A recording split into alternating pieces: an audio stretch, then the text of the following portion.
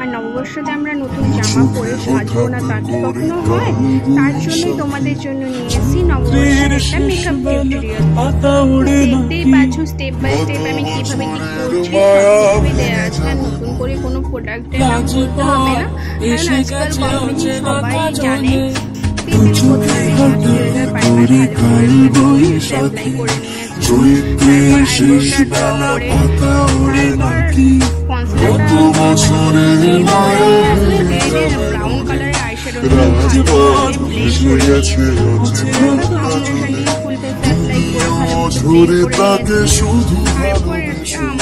আমার স্কিন টোনের থেকে লাইট কালার করে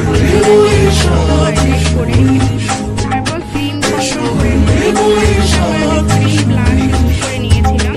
একটা লুজ পাউডার নিয়ে মেকআপটা সেট করে নিয়েছি। তারপর হাইলাইটার দিয়ে মেকআপ ফিক্সার দিয়ে মেকআপটা সেট করে নিয়েছি।